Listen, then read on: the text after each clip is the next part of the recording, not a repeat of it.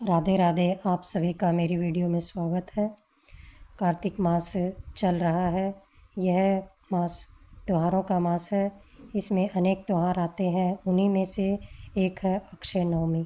अक्षय नवमी के पीछे क्या कथा है, इसका क्या महत्व है, इसे अक्षय नवमी क्यों कहते हैं, आज की वीडियो में ये सब बताऊंगी। अक्षय नवमी यानी आंवला नवमी। आंवला नवमी कार्तिक मास की शुक्ल पक्ष की नवमी को मनाई जाती है और इसकी बहुत बड़ी महिमा है। जैसे अक्षय तृतीया का बड़ा महत्व होता है, उसी प्रकार से कार्तिक मास की शुक्ल पक्ष की जो नवमी है उसे अक्षय नवमी कहा जाता है। और अक्षय का अर्थ होता है जो कभी क्षय नहीं होता, यानी जो कभी मिटता नहीं है, वो है अक्षय। तो इस दिन अक्षय नवमी के दिन यानी कार्तिक मास की शुक्ल पक्ष की नवमी के दिन आप जो भी व्रत करते हैं, जो भी अनुष्ठान करते हैं, पूजन करते हैं, भजन करते हैं, भगवत नाम का जाप करते हैं, दान करते हैं इत्यादि जो भी किया जाता है, वह सब आपका अक्षय हो जाता है, उसका कभी क्षय नहीं होने वाला। इस दिन गौ सेवा, संत सेवा, ब्राह्मण सेवा और भगवान श्री हरि की पूजा उपासना यदि आपने कर ली, इसका फल अक्षय हो जाएगा। वो कभी नहीं क्षय होगा, कभी समाप्त नहीं होगा। पुराणों में बड़ी महिमा है अक्षय नवमी की, जिसे आंवला नवमी भी कहते हैं। इसकी हम चर्चा करेंगे। उससे पहले आपको बता दें कि इस बार 2025 में अक्षय नवमी यानी कि आंवला नवमी कब मनाई जाएगी। इस बार सभी तिथियां 2 हो रही हैं। हमारे यहाँ पंचांग में उदय तिथि को ही मान्यता होती है। तो इस बार अक्षय नवमी जो है वह है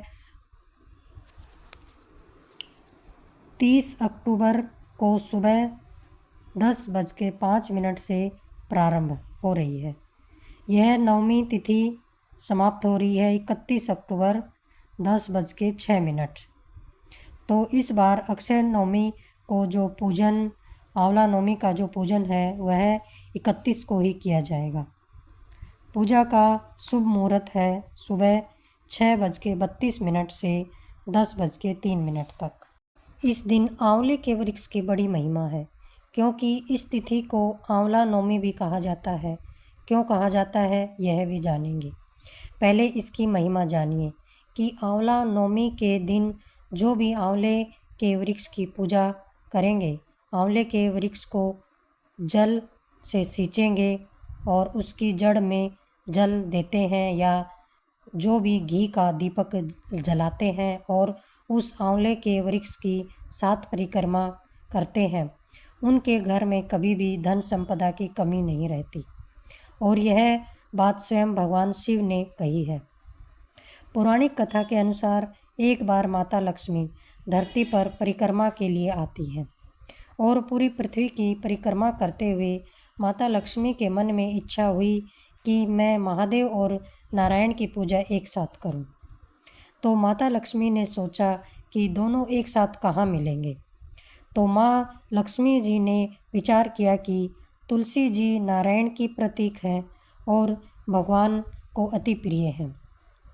इसी प्रकार से बेलपत्र का वृक्ष महादेव को प्रिय है। बेलपत्र महादेव का स्वरूप है और इन दोनों का गुण एक साथ यदि किसी वृक्ष में मिलता है तो वह है आंवले का वृक्ष। आंवले के वृक्ष में नारायण और भगवान शिव दोनों का ही वास रहता है, दोनों की कृपा प्राप्त होती है आंवले के वृक्ष की पूजा करने से। तुलसी में औषधीय गुण पाए जाते हैं और बेलपत्र भी औषधीय गुणों से भरपूर है। इन दोनों का गुण एक साथ यदि कहीं मिलता है तो वह है आंवले का वृक्ष।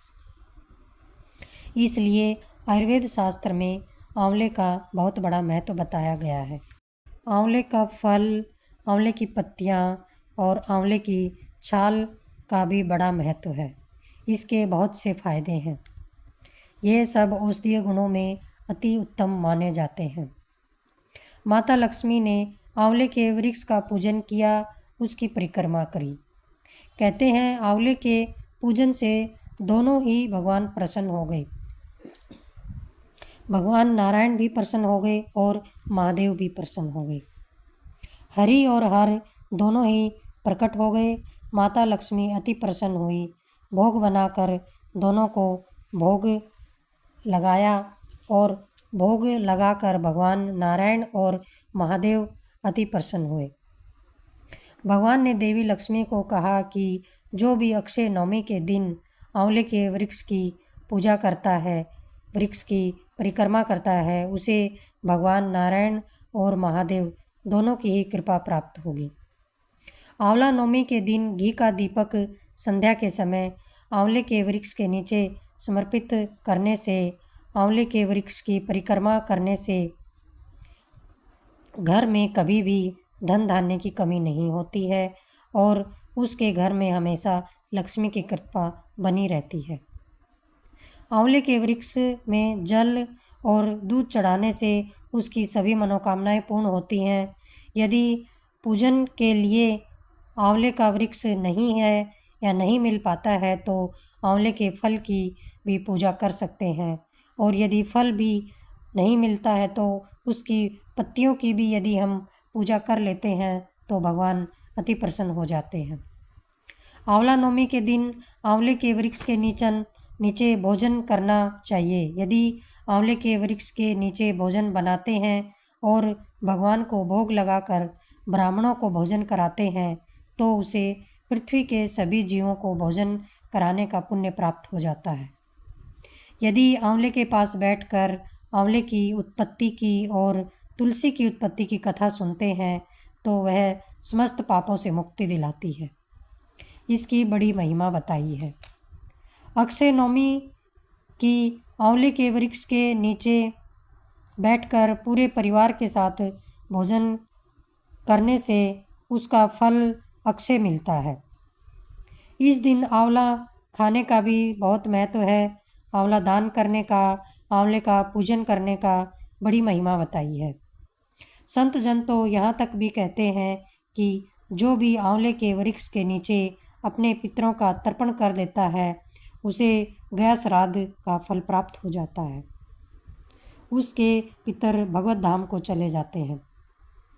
संत जन तो यहाँ तक भी कहते हैं कि आंवले का फल और द्वारिका की मिट्टी और ब्रज की मिट्टी को जो धारण कर लेता है वह जीव सभी पापों से मुक्त हो जाता है और भगवत धाम को प्राप्त हो जाता है। इतनी महिमा बताई है आंवले के वृक्ष की। आंवले के वृक्ष में लक्ष्मी नारायण का निवास है और महादेव का निवास है। इन तीनों की कृपा प्राप्त होती है यदि उस दिन हम आंवले के वृक्ष का पूजन करते हैं और आंवले के वृक्ष की 7, 5, 11 जितनी भी परिक्रमा लगा सकते हैं यदि हम लगाते हैं। इस प्रकार से आंवला नवमी के दिन आंवले के वृक्ष का पूजन करके हम भगवान की कृपा प्राप्त कर सकते हैं। ये आज की वीडियो आप सबको कैसी लगी आप मुझे कमेंट करके अवश्य बताएं। राधे राधे।